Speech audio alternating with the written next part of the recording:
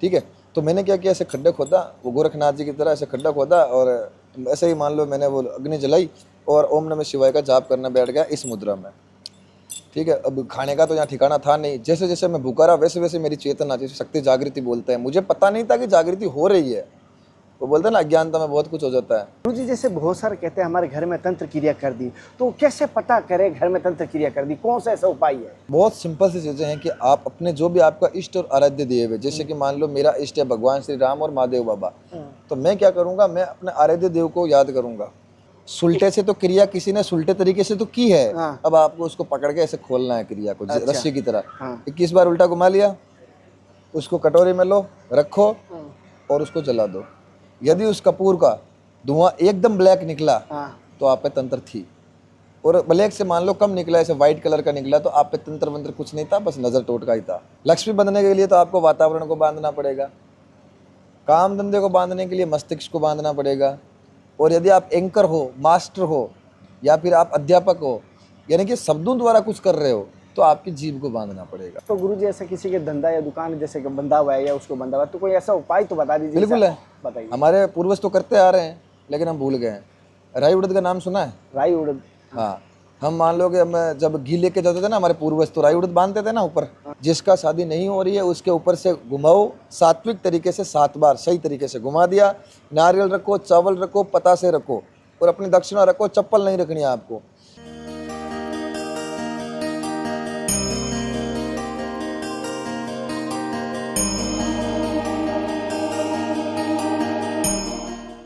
राधे राधे, हर हर महादेव, जय गुरुदेव। साथियों, जैसे कि धर्म की यात्रा में लगातार दिव्य त्यागी तपस्वी संतों का दर्शन करा रहा हूँ, आज मैं ऐसे अघोर आश्रम का दर्शन कराने वाला हूँ जो राजस्थान के अंदर है। और राजस्थान में यहीं जैसे आप देख पाएंगे सामने, ठीक है, आप दिखाना एक बार।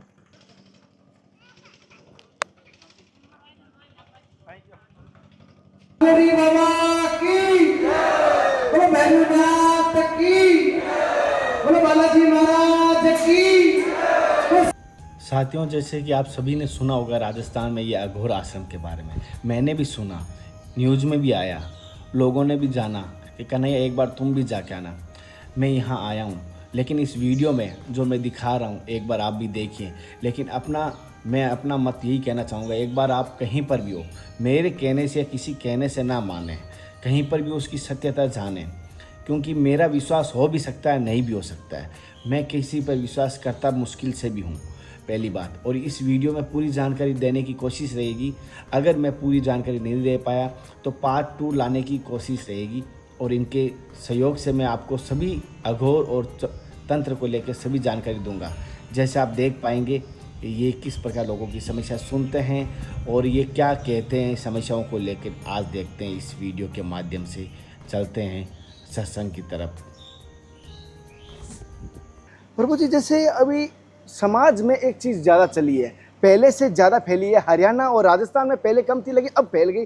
पहले हरियाणा और दिल्ली में थी तंत्र क्रिया को लेकर, और अभी राजस्थान में भी मैं देख रहा हूँ बहुत ज़्यादा फैल चुकी है। क्या ये तंत्र क्रिया किसी भी के ऊपर जो ना छुए उसके ऊपर की जा सकती है क्या?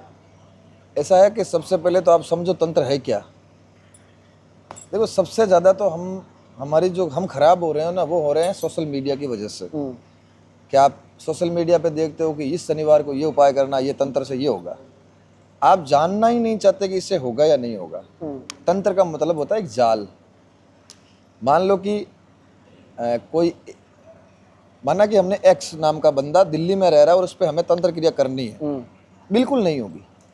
उसके लिए उसमें 2 कारण है। 1 मिनट। उसमें 2 कारण है। यदि करने वाला 99% जानकार रहा तो कर सकेगा, अगर कच्चा खिलाड़ी तो नहीं कर सकेगा। क्योंकि ये बोतल है, इसमें पानी है और इसमें आधा पानी है, ये दोनों ही बातें अलग अलग है। समझे बात को? अब एक तो मैंने बोल दिया बोतल में पानी है, तो आप ये भी सोच सकते हो कि पूरी भरी हुई है। अब इसमें आधा पानी है, ये भी एक आधी खाली है।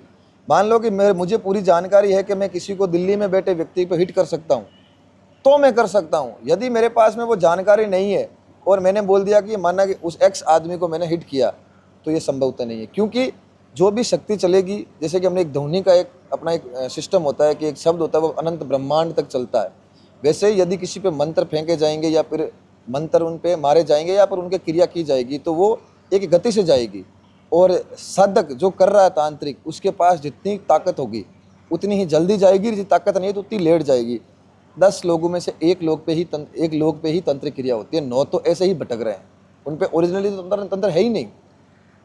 जैसे आपने कहा जिसमें ये कर सकता है उसमें कैपेसिटी होगी वही कर सकता है, बिल्कुल। उसकी कैपेसिटी क्या लक्षण होता है कि वो कर सकता है? उस तांत्रिक का कैसे पता चला ये सच्चा तांत्रिक है, पूर्ण तांत्रिक है? देखो, जो सच्चा तांत्रिक कोई गलत शब्द नहीं है। पहली बात तो मैं ये भी बता दूं कि लोग तांत्रिक शब्द से डरते हैं, तो तांत्रिक शब्द गलत नहीं है। जैसे गाड़ी ठीक करने वाले को मैकेनिक कहते हैं, और तंत्र का जो काम करता है हम उसे तांत्रिक कहते हैं। तो पहले ये भी समझना होगा। जैसे कि मान लो महादेव ने तंत्र की रचना की थी, ठीक है, तो अब इसका मतलब ये थोड़ी है महादेव गलत है। तंत्र की रचना हुई थी सही कामों के लिए। जैसे हम किसी को झाड़ा लगाते हैं, अब दिल्ली में बैठे व्यक्ति को झाड़ा लग रहा है ना, वो ठीक हो रहा है ना, वो चल कैसे रहा है? उसके जो मंत्र की जो कैपेसिटी है ना, वो उसी दौरान काम कर रही है, उसके माइंड में वो चीज़ बिठा रहे हैं हम। मान लो मैं आपको झाड़ा दे रहा हूँ, तो मैं आपकी आंखों में देखकर आपको मंत्र है वो मैं आप में डाइवर्ट कर रहा हूँ। यानी कि मेरे पास में जो 100% मेरी बैटरी चार्ज है, उसमें से 2% मैं आपको दे रहा हूँ, तो आप हो गए ठीक। यानी कि आप बिना मतलब किसी पे तंत्र कर ही नहीं सकते। आप पहले अर्जित करो और फिर उस पर करो, अर्जित करो और फिर उस पर करो। ऐसा थोड़ी है कि अगर मैं तांत्रिक हूँ तो मैं तो कुछ भी कर सकता हूँ। और अगर आपको ये जानना है कि तांत्रिक होता कैसा है, तो तांत्रिक की सबसे पहली निशानी होगी कि उसका ये वाला पैर है वो किसी ना किसी धातु या फिर डोरे से बंधा रहेगा, और वो शादीशुदा नहीं होगा। उसका भी एक लक्षण है, क्योंकि शादी होने के बाद में वो पूर्ण रूप से तांत्रिक नहीं कहलाया जाएगा। अच्छा। क्योंकि जैसे मान लो मैं अभी शादीशुदा नहीं हूँ, तो मेरा शिव और मेरी शक्ति, यानी कि शिव शक्ति का हम अर्धनारीश्वर सब में होता है। चंद्र नाड़ी, सूर्य नाड़ी के बारे में हम बात करते हैं। अब मेरी शक्ति है अभी है नहीं, मान लो कि वो अपने घर पे है, पता नहीं भगवान की वो कहाँ होगी। तो मैंने क्या किया, मैंने अपनी शक्ति को, डेसिबल को, मेरी शक्ति का जो रूप है उसको मैंने कंट्रोल कर लिया, ठीक है। अब यदि मान लो कि ये मेरी पत्नी है, तो सीधी सी बात है कि इनके साथ में मैं प्रेम करूँगा, तो मेरा पूरा का पूरा डाइवर्शन इन पे आ गया, तो मैं वो क्रिया नहीं कर पाऊँगा जो मैं शादी से पहले कर सकता था, क्योंकि एक तो मेरी एनर्जी पूरी रहेगी। यदि आपको किसी तांत्रिक से डर लगता है तो आप ये देख लो कि उसका ये जो वाला पैर और ये हाथ है वो पूरा भरा हुआ है या खाली है। देख लो मेरा ये पैर और ये हाथ खाली है। हाँ। क्यों? क्योंकि मैं इधर से पुरुष हूँ पर इधर से स्त्री हूँ। इसका भी कारण आपने देखा होगा कई अघोरियों के इतने कड़े होते हैं, जितने उनके कड़े रहेंगे उतनी उनकी सिद्धियाँ हैं और उतना ही वो पावरफुल है। मेरे हाथ में ये कड़े हैं, ये स्त्री के प्रतीक है, क्योंकि मेरी शक्ति है ही नहीं है। मैंने नेल पॉलिश भी लगा रखी है। एक तो ये हो गया। दूसरी बात, तांत्रिक कभी आपको धमकी नहीं देगा। सच्चा तांत्रिक तो देगा नहीं, और बिना मतलब के जो झोले लेकर फिर रहे हैं वो कुछ भी बोल दे सकते हैं, मैं तुम्हें मार दूंगा या फिर मैं तुम्हें ध्वस्त कर दूंगा। कोई पुलिस वाला ये थोड़ी बोलेगा मैं गन निकाल के तुम्हें फायर कर दूंगा। तांत्रिक बेसिकली पेमेंट के बेस पे भी लोगों को नुकसान पहुंचाते हैं, ऐसी बात नहीं है कि नहीं पहुंचाते। वो अपना काम करते हैं, पेमेंट बेस पे नुकसान पहुंचाते हैं, लेकिन इसका मतलब ये नहीं है कि आप पे तंत्र क्रिया हो गई तो आपको मरना ही पड़ेगा, ये भी नहीं है। 99% चांस होता है कि ये बंदा नहीं मरेगा, वो बस उस हद तक घायल हो जाएगा कि उसे मरने की नौबत आएगी, लेकिन मरेगा अपने काल चक्र से। अच्छा। हो सकता है महादेव ने यही विधान बनाया हो कि आप पे मैं तांत्रिक क्रिया करूंगा और उस काल चक्र से ही आप मरोगे। तो मृत्यु आपकी महादेव के नियम अनुसार हो रही है, लेकिन तंत्र मैंने किया है। तो एक तो ये लक्षण होंगे कि आप उसको परिभाषित कैसे कर रहे हो। जैसे मैंने काले कपड़े पहन रखे हैं, तो कई काल भैरव के पुजारी पहनते हैं, लेकिन जो तांत्रिक होगा उसके लिए ये अनिवार्य भी होगा। तांत्रिक जो होगा, अगर पूर्ण रूप से तांत्रिक होगा ना, वो भगवा वस्त्र है ना, उसे अपने सर पे ये यहाँ रखेगा, ठीक है, वो अपने कंधे से नीचे नहीं गिरने देगा सनातन की इस ध्वज को।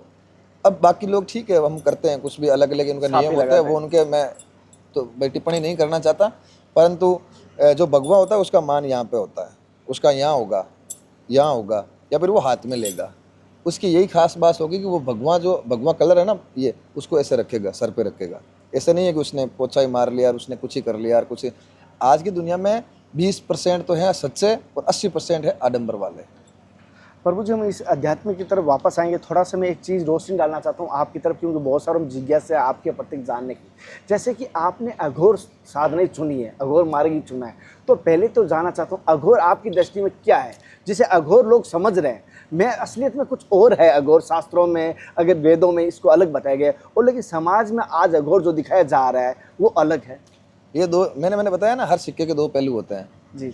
जैसे मान लो कि मैं आसन से उतरने के बाद क्या करूंगा आपको नहीं पता है, लेकिन यहाँ बैठा हूँ तो मैंने त्रिपुंड लगाया, ये किया वो किया, तो आपको लग रहा है अरे सुरेंद्र जी तो बहुत बड़े महाराज है, ये आपको लग रहा है। लेकिन हो सकता है कि ओरिजिनलिटी में मैं कोई धान का व्यापारी हूँ, या हो सकता है कि मैं मैकेनिक हूँ। अघोर का मतलब क्या होता है? पूर्ण रूप से शांति। अघोर का ओरिजिनल शब्द है ना, अघोर का मतलब है अघोर। जो व्यक्ति किसी पे ही घोर नहीं करता है, वो अपने हाल में मस्त रहता है, उसके लिए राजा और रंक बरोबर है। अघोर ये ओरिजिनलिटी में अ प्लस घोर, मतलब मुझे किसी से मतलब नहीं है, मुझे सबसे ही मतलब है। मैं हूँ ही नहीं, मैं ही हूँ यहाँ पे। मेरे लिए आप खास हो लेकिन मेरे लिए आप निम्न हो। जो महादेव की एक छवि मान सकते हो आप, जिसे मान लो कि हम अभी के लिए परमानंद जी महाराज, जो कि हम इन्हें गुरु मानते हैं, उनके जो भाव है वो अघोर वाले हैं। उन्हें कोई मतलब नहीं है, उन्हें भगवान से मतलब और अपने यात्रियों से मतलब है। उन्हें समाज में एक स्पष्ट सकारात्मक माहौल बनाना है, हम उसे अघोर बोल सकते हैं। भगवान श्री राम को बोल सकते हैं, महादेव को बोल सकते हैं, भगवान श्री कृष्ण को बोलते हैं। लेकिन यदि मैं आपको नुकसान पहुंचा रहा हूं, आप उसे अघोर नहीं बोल सकते। वो आप निहित स्वार्थ है। अघोर से निकला हुआ एक खंड है जिसे हम तंत्र को बोलते हैं, वो है। लेकिन अब आपने बात की अघोर की, तो अघोर एकदम से शांति का प्रतीक है। उसके लिए आप सब सामान्य हो। उसके पास आने के बाद में आप खाली हाथ जा ही नहीं सकते। आपने उसे बोल दिया कि महाराज मुझे आशीर्वाद दो, तो देगा, चाहे वो गाड़ी, लेकिन आपको कुछ ना कुछ देगा, वो आपको खाली नहीं भेजेगा। यह है अघोर की ओरिजिनलिटी। वो देता है, वो लेता नहीं है। जैसे आप बहुत सारे संप्रदाय थे, बहुत सारे मार्ग थे, लेकिन आपने अघोर को ही चुना, ऐसा क्या था? इसका अगर मैं आपको मेरा पर्सनल बताऊं, हाँ। तो मैं उस दौरान पढ़ाई कर रहा था और मैं 11वीं क्लास में था।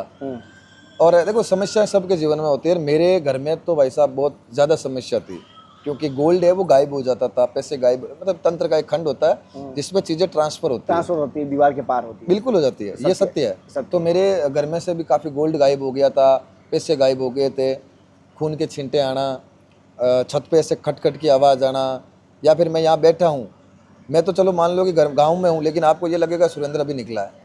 ओरिजिनल तो नकारात्मक, तो मैं क्या पूरे राजस्थान में घूम, मेरे पिताजी पूरे राजस्थान में, मान लो मेरी माताजी हैं वो घूम गए थे, लेकिन सोल्यूशन नहीं मिल रहा था। ठीक है, तब वो बोलते हैं ना कि रावण की तरह कि अब तो महाराज को लंका ही लाएंगे। वो बड़ा एक थॉट है कि यार हम, यदि मैं इतना परेशान हूँ तो हो सकता है कि बाकी लोग भी हों। और मैं जहाँ भी गया मेरे को ये बोला कि आप घर का इलाज करवाओ, घर में नागफनी लगो। अब लोगों को ये नहीं पता कि नागफनी क्या होती है, वो बात अलग है। बस आपको बोल दिया और आपने लगवा ली कि चलो ठीक है, आपको घर का काम करवाना पड़ेगा, डोरा करवाना पड़ेगा, जैसे मैंने अभी साबित किया वैसे कि भाई डोरा करवाना पड़ेगा, ये करवाना पड़ेगा। तो ऑन एवरेज 8-9 लाख रुपए हमारे वो डोरे तांती में ही चले गए थे। तो ये जो हमारा आपको ये आश्रम दिख रहा है, ये हमें ये पता नहीं था, लेकिन ओरिजिनलिटी में ये 1000 साल पहले की यहाँ पे 5 समाधियाँ हैं और हमें पता ही नहीं था। तो एक हमारे गुरु महाराज हैं, मैं उनका नाम उच्चारण करूंगा नहीं क्योंकि वो गुप्त तरीके से रहते हैं। मैं उनकी जब शरण में गया बस अपने घर की समस्या लेकर, तो उसने उन्होंने एक ही चीज़ कही थी कि तुम्हारा खेत ऐसे ऐसे है। मैंने कहा हाँ है। तो बोला कि तुम्हारे खुद के खेत में 5 समाधियाँ हैं, जिसमें से 3 तो है अघोर की और 2 है संतों की, साधु की, ऐसे। तो मैंने कहा महाराज असत्य बात है, हम जाट किसान आदमी खेती करते हैं और गायें भैंसे चराते हैं, मैं खुद पढ़ता हूँ, तो ऐसा तो कोई तथ्य मुझे लगा नहीं। तो उन्होंने कहा कि चलो अपने घर वालों को फ़ोन करो। मैंने फ़ोन किया तो उन्होंने कहा हाँ हमने सुना है। मैंने 3 साल तक मैं यहाँ अकेला रहा हूँ इस स्थान पे, 3 साल अकेला। और मेरी एक ही, वो है ना साइको पेशेंट होता है ना, उस तरह मेरी एक ही रही कि अगर कुछ है तो मुझे दिखो। वैसे भी हम तो बर्बाद हो चुके हैं, खेत बिकने की नौबत तो वैसे भी आ गई थी। जब मैं ये ढूंढा है ना, उस टाइम बहुत पहले से था, लेकिन ये भूमिगत हो गया था। नीचे 5 कुएँ हैं यहाँ पे, ठीक है। तो मैंने क्या किया, ऐसे खड्डा खोदा, वो गोरखनाथ जी की तरह ऐसे खड्डा खोदा, और ऐसे ही मान लो मैंने वो अग्नि जलाई और ओम नमः शिवाय का जाप करना बैठ गया इस मुद्रा में, ठीक है। अब खाने का तो यहाँ ठिकाना था नहीं। जैसे जैसे मैं भूखा रहा वैसे वैसे मेरी चेतना, जैसे शक्ति जागृति बोलते हैं, मुझे पता नहीं था कि जागृति हो रही है। वो बोलते हैं ना अज्ञानता में बहुत कुछ हो जाता है, मुझे पता ही नहीं था कि मेरे साथ हो क्या रहा है। लेकिन अब टाइम का खाना आता नहीं था और मैं ऐसे मेरू रज्जू को, यानी रीढ़ की हड्डी को ऐसे सीधा करके, अब करें भी क्या, 3 साल बैठा तो मैं क्या ऐसे करता रहा। फिर मेरे को धीरे धीरे मेरे को संतों ने दर्शन दे दिए, जिनकी समझ, उन्होंने मेरे को पूरी विधि सिखाई। और उन्होंने मेरे से एक वचन लिया था कि किसी से पैसा नहीं लेगा। मैंने उनको वचन दिया कि जब तक मैं आसन पे हूँ असत्य और पेमेंट नहीं लूँगा, स्त्री को बहन और माँ समझूंगा। और उस स्थिति के बाद में मुझे लगा अगर मैं दिक्कत में हूँ तो भाई साहब दुनिया भी दिक्कत में है। और लोग तो कोई भी आता है उसको बोलते हैं पितर बिठाओ, पितरों की सेवा करो। अब लोगों को यही नहीं पता पितर होता क्या है, बिठाना क्यों है। तो मैंने इन चीज़ों को सीखा, जाना और अभी मेरे जितना भी मेरा रिकॉर्ड रहा है यहाँ पे पूजा का, उसमें मैंने एक भी पितर नहीं बिठाया आज से आज तक, क्योंकि मुझे पता है जो चीज़ आपकी नहीं है आप उसे मत करो, ये हम लोगों की हम तक ही रहने दो। और इस फील्ड में आने के, जैसे आर्मी वाले बंदे को पता होता है आर्मी कितनी हार्ड है या कितनी सही है, वैसे मुझे आने के बाद में मुझे पता है कि अघोर क्या है, ये क्या कर सकता है। जैसे मैं यहाँ बैठा हूँ, मेरा शरीर पूरा पसीने से आपको तरबदर दिख रहा है, क्योंकि मुझे मेरे गुरुदेव ने ये कहा था कि तुम्हारा जो तत्व है वो अग्नि है और तुम्हें जितना हो सके उतना अग्नि की पूजा करो। इसलिए आपने भी देखा होगा धुआं प्रचंड रूप से चेतन था, ये अखंड रहेगी, वो जो चल रही है। और मैं कूलर पंखा नहीं लगा सकता यहाँ पे, क्योंकि मेरे को हीट है ना, गर्मी, वो गर्मी या फिर अग्नि तत्व है उसको एक्टिव रखना पड़ेगा। ये एक शक्ति और एक सिद्धि का प्रतीक, जैसे पंच तत्व होते हैं, तो किसी में अग्नि तत्व अगर ज़्यादा तेज है ना तो वो उसी की शक्ति बन जाती है, और जहाँ पे अग्नि प्रज्वलित रहेगी हम उस वहाँ से शक्ति है वो लेते रहेंगे। सूर्य देव को नमस्कार किया, हमारे सनातन में लिखा हुआ है, पढ़ा हुआ है, हमारे गुरु ने बताया है, लेकिन हम सनातन की ओर तो मुख ही नहीं कर रहे हैं, हम तो भ्रांतियों की ओर जा रहे हैं। हम वो चीज़ों कर रहे हैं जो है ही नहीं, या फिर आपको बता दिया आप ये कर लो ऐसा हो जाए। अरे क्यों कर रहे हो, आप समझो उस चीज़ को जानो, इससे होगा या नहीं होगा। तो ऐसी चीज़ें हैं। कुछ सवाल है भक्तों के और उसमें गृहस्थियों के जरूर लेऊंगा। पहले गृहस्थी का ही लेता हूँ। जैसे बहुत सारे ज़्यादा आज के समाज में एक क्लेश नाम का चला है, क्लेश, जिसको लड़ाई कह दो, झगड़ा कह दो, क्लेश कहते हैं। हमारे घर में कहते हैं क्लेश मत करो। जीवन में गृहस्थी में क्लेश होने का कारण क्या होता है? लेकिन घर वाले कहते हैं कुछ कर दिया, लेकिन क्या असली में कारण होता है आपकी दृष्टि से? देखो, अगर हम पुराने टाइम की बात करें तो वो अलग चीज़ है, लेकिन आजकल तो एक तो थॉट नहीं मिलते हम लोगों के। सीधी बताऊँ, मैं वो प्रैक्टिकल बातें बता रहा हूँ जो हम फेस कर रहे हैं, क्योंकि मैं कोई बूढ़ा आदमी नहीं हूँ और मैं आपके जैसा ही हूँ। गृह क्लेश का मुख्य कारण क्या होता है कि पति और पत्नी के एक तो थॉट नहीं मिलते। दूसरी बात, पति क्या करता है कि हर किसी की बातों में आ गई, या पत्नी हर किसी की बातों में आ गई कि आप फलाने देवता को नहीं पूछोगे तो आपके साथ ये होगा, आप फलाने उस चीज़ को नहीं करोगे तो ये होगा। अब मैं मेरी पत्नी को बोलूँगा नहीं नहीं तू व्रत रख, पत्नी बोलेगी नहीं रखूँगी, तो मैं बोलूँगा अरे तभी तो हमारे घर में लड़ाई हो रही है। एक्चुअली में व्रत का तो उस टाइम में कोई कॉन्सेप्ट था ही नहीं। गृह क्लेश का मुख्य कारण कुछ नहीं होता है, लेकिन बिना वजह ही वो गृह क्लेश, आपस में जब थॉट नहीं मिलते हैं ना तब गृह क्लेश उत्पन्न भी हो जाता है। अच्छा, वो बोलते हैं ना कि भाई शंकर भगवान और पार्वती भी तो थोड़े बहुत लड़े थे, तो गृह क्लेश होना भी चाहिए। जो घर है ना उसमें ज़रूरी भी है कि पता चले कि आप पत्नी और मैं पति हूँ। और बोलते हैं ना कि ज़्यादा लड़ाई भी नहीं चलती है, 15-20 मिनट में सॉर्ट आउट भी हो जाता है। मावड़ी में कहावत है, बर्तन और बट बाजे जरूर है। बाजना भी चाहिए, यहाँ ठाकुर पड़े तो जीवता हूँ क्या हूँ। गुरु जी, जैसे मैंने बहुत सारों से सुना है यहाँ पर भक्तों से कि आपके यहाँ दरबार में आते हैं तो आप नशा भी छुड़वा देते हो। मैं नहीं छुड़वाता, आपने गलत सुना है। माता जी छुड़वाती हैं, अगोरी बाबा छुड़वाते हैं, महादेव छुड़वाते हैं। ये एक गुरुमुखी होने का लक्षण होता है। मैं आपको पहले बता देता हूँ, जो संत कहता है मैं कर देता हूँ, समझ लो, क्या कहूँ शब्द को नहीं, लेकिन ये सत्य वचन है। जो संत होते हैं या संत के गुरुमुखी होते हैं वो कहीं ना कहीं किसी से दे देते हैं। हम कुछ नहीं कर सकते। मैं तो खुद का ऐसे हालत में बैठा हूँ, अगर मैं ही कुछ कर सकता तो मेरे यहाँ पे अभी हवा पहले ही कर लेते थे। ऐसा कुछ नहीं है।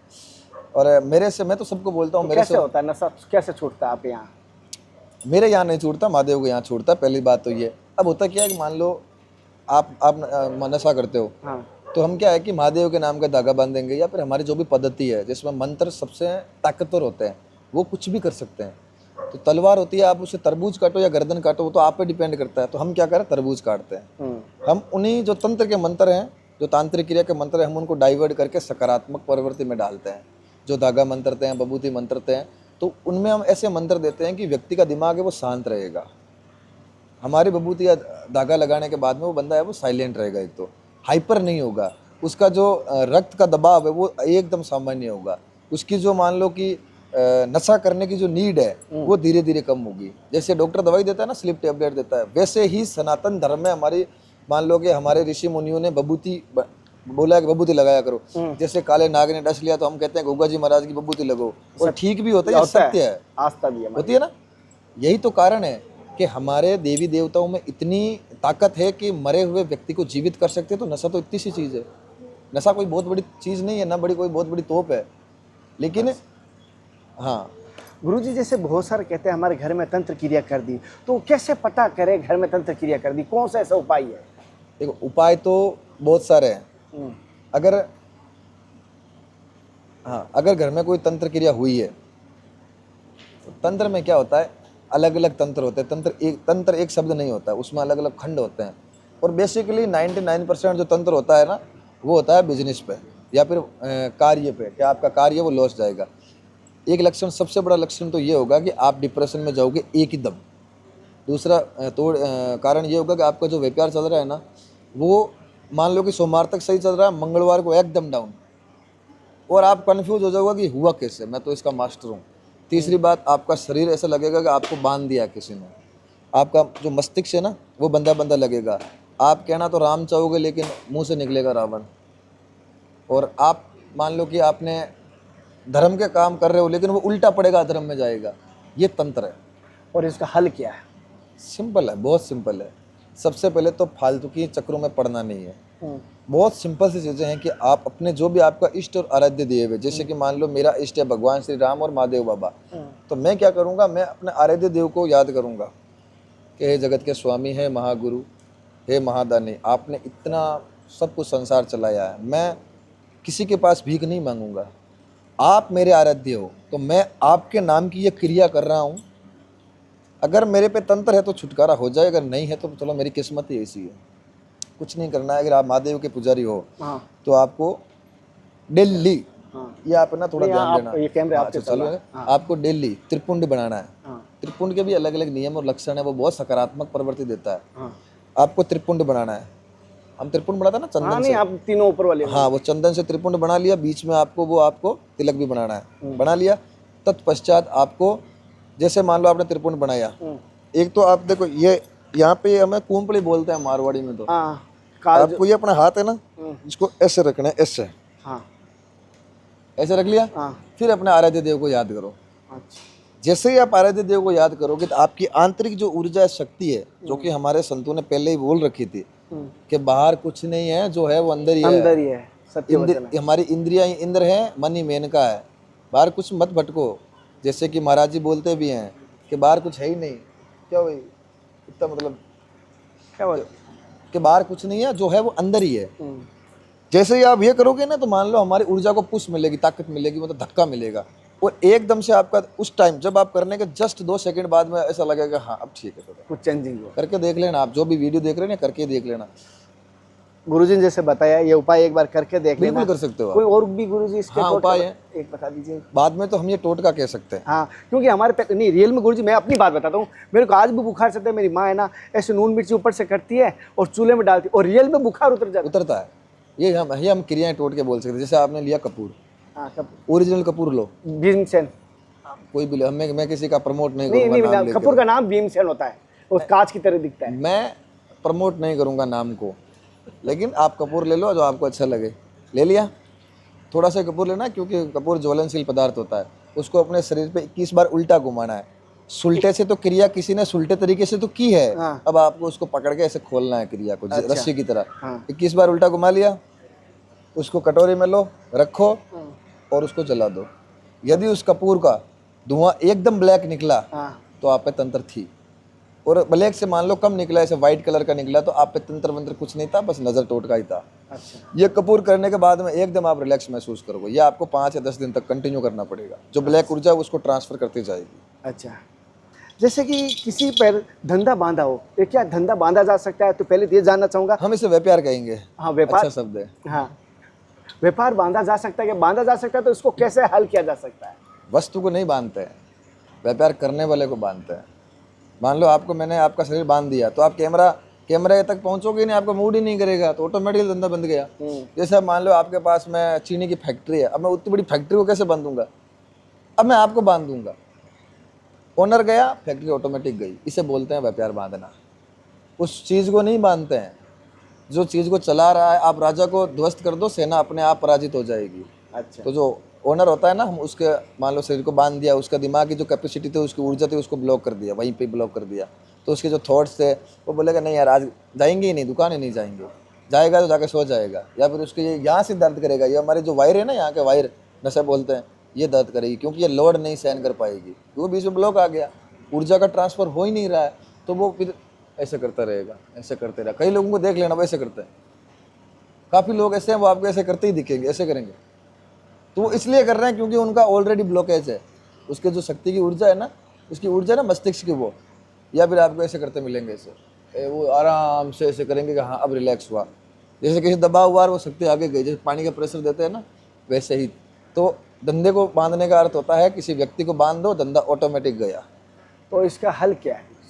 वही सिंपल, वेरी सिंपल है। हर चीज़ का हल अलग अलग होता है। हाँ। जैसे मान लो कि धंधा बांधना भी 4-5 प्रकार के होते हैं। एक तो आपका हाथ बांधा, हाथ का मतलब लक्ष्मी बांधी है। हम बोलते हैं ना आपने तो हाथ रुक गो यार, हाथ बांधा मतलब लक्ष्मी बांधी है। लक्ष्मी बांधने के लिए तो आपको वातावरण को बांधना पड़ेगा, काम धंधे को बांधने के लिए मस्तिष्क को बांधना पड़ेगा। और यदि आप एंकर हो, मास्टर हो, या फिर आप अध्यापक हो, यानी कि शब्दों द्वारा कुछ कर रहे हो, तो आपकी जीभ को बांधना पड़ेगा। हर चीज़ का अलग अलग ही बांधना पड़ेगा, एक साथ कुछ नहीं होता है। ऐसा नहीं है कि मैंने आपको डब्बी में पे कर दिया, ऐसा कुछ नहीं होगा। बाल अलग बंधेंगे, भौरे अलग बंधेंगे, कान का अलग मंत्र है, आँख का अलग मंत्र है, जीभ का अलग है, होठ का अलग है। जितने अंग उतने मंत्र, और अलग अलग तरीकों से ही होता है। तो गुरुजी ऐसा किसी के धंधा या दुकान जैसे कि बंधा हुआ है या उसको बंधा हुआ है, तो कोई ऐसा उपाय तो बता दीजिए। बिल्कुल है, बताइए। हमारे पूर्वज तो करते आ रहे हैं, लेकिन हम भूल गए हैं। राई उड़द का नाम सुना है? राई उड़द। हाँ, हम मान लो कि हम जब घी लेके जाते थे ना, हमारे पूर्वज तो राई उड़द बांधते थे ना ऊपर। हाँ। आज भी गांव में बांधते हैं, घी की बन्नी के ऊपर बांधते हैं हम राई उड़द, लूण बांधते हैं। ये ना एंटी एनर्जी है, मतलब उसका तोड़ करते हैं। तो आपको करना है क्या, राई लो, इतनी सी ले लो उड़द, ले ली। अब उसको क्या करना, पूरे को मिक्स कर लो। कर लिया। फिर जहाँ पे आपको शुद्ध जमीन दिखे, जहाँ पे देवताओं का वास हो, मंदिर हो, वहां से 5 मुट्ठी उसमें रेत डाल लो। मंदिर की?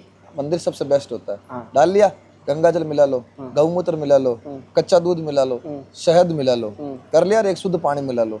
उसका घोल बना लिया, पूरा हो गया। यानी कि हमारे सारे शक्तियों के स्रोत एक हो गए। अब उसको उस पूरे सेटअप में छिड़काव कर दो। अच्छा। लेकिन करना कैसे है, करना ऐसे, ये कंपनी का दरवाजा या फिर घर का दरवाजा, तो यहाँ से शुरुआत करो। अच्छा। ऐसे करते करते करते करते जब यहाँ हो ना, 5 दिन तक कंटिन्यू करना है आपको। जब यहाँ हो ना, तब आपको यहाँ पे 5 कपूर कंटिन्यू जलाने हैं, ताकि ये वहीं पे ही रुक जाए। जमीन पे जलाएं, दीपक पर? दीपक कर लो, जमीन तो या लिक्विड होता है वो ज़्यादा फैल जाएगा, दीपक कर लो मिट्टी के। लेकिन दीपक पे भी कुमकुम के तिलक लगाना, उसको आसन बोलते हैं। और ये दीपक सेम यूज हो सकते हैं या चेंज करना होगा? बिल्कुल सेम ही यूज होंगे, अलग अलग नहीं करना है। कितना पैसा, 10 रुपए क्यों खराब करना, एक ही दीपक हो जाएंगे। तिलक लगाने का अर्थ है हम उस दीपक को ये कार्य दे रहे हैं कि तुम पे जो अग्नि प्रज्वलित हो रही है ना, उसका मान रखना। अग्नि को ये बोल रहे हैं कि तुम पे जो दीपक है ना, अब वो तुम्हारा सारथी है।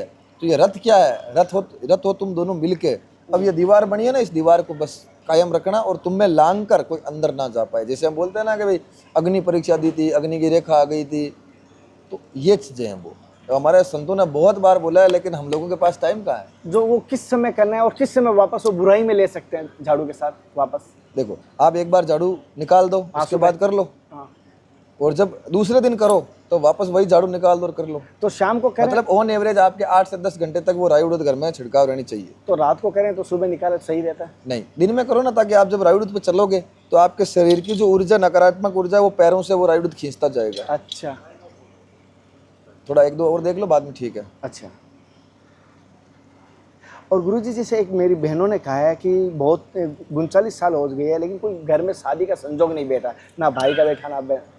तो है ना, समय का थोड़ा अभाव है, इसके लिए मैं जल्दी से बता देता हूँ कि जैसे मान लो कि मैं हूँ, ठीक है, वैसे तो जात पात ऐसा कुछ नहीं होता, लेकिन हमारे पूर्वजों ने बनाया तो हमें निभाना पड़ेगा। कुल की देवी, कुल की देवी का अर्थ होता है, यदि मैं मान लो मैं जाट हूँ, ठीक है, तो जाटों की जो कुल की देवी है, मुख्यतः तो सभी की कुल देवी काली माता, पार्वती माता, लक्ष्मी माता, यही है कुल की देवियाँ। तो मान लो कि कोई चामुंडा माता हो गई या हो गई सबसे पहले तो आपको अपने कुल की देवी का पूर्ण रूप से पता लगाओ कहीं तो कन्वर्टेड जाते होती है, ठीक है।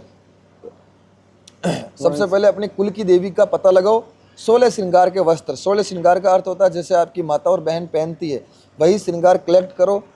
जिसका शादी नहीं हो रही है उसके ऊपर से घुमाओ सात्विक तरीके से 7 बार, सही तरीके से घुमा दिया। नारियल रखो, चावल रखो, पतासे रखो, और अपनी दक्षिणा रखो। चप्पल नहीं रखनी है आपको। जिसकी शादी नहीं हो रही है उसके हाथों से अर्पण करवाओ, और ये बोलो, हे जगदम्बा, हमारे पास और कुछ ही नहीं देने के लिए, अब इस वंश को आप बढ़ाओ, क्योंकि आप कुल की स्वामिनी हो, आप कुल की देवी हो। तब क्या होगा, आपका अगर कोई रुका हुआ रिश्ता है तो देवी वहाँ से संजोग बिठा देगी, और जब आपकी शादी हो जाए तो दोबारा यही कार्य दोबारा अपनी अर्धांगिनी के साथ में करना है या अपने पति के साथ में ये कार्य करना है। जैसे सत्संग लिया, हालांकि सत्संग और भी लेने की कोशिश की थी, लेकिन वो समय का अभाव है। कोशिश करेंगे कि सुबह क्या समय मिल सकता है, सुबह कोशिश कर सकते हैं, अगर हम आए हुए हैं तो। वो हमारे छोटे भाई सीआर जी से आपको बात करनी पड़ेगी। चलो ठीक है, तो धन्यवाद आपने जो संतों को। और जितने भी दर्शक देख रहे हैं उनसे निवेदन है कि भाई साहब चक्रों में मत पड़ो लोगों के, बस सनातन के सत्य की ओर जाओ, भगवान राम का नाम लो। एक चीज़ बहुत सारे पूछेंगे, उससे पहले मैं बता देता हूँ गुरुजी। अगले दर्शन और सत्संग का फिर मिलते हैं, तब तक जय हिंद, वंदे मातरम, हर हर महादेव, हरे कृष्णा। हे नाथ, हे मेरे नाथ, मैं आपको बोलूँ नहीं, जय गुरु। सद्बुद्धि देना भगवान बस। जय श्री राम। Yes.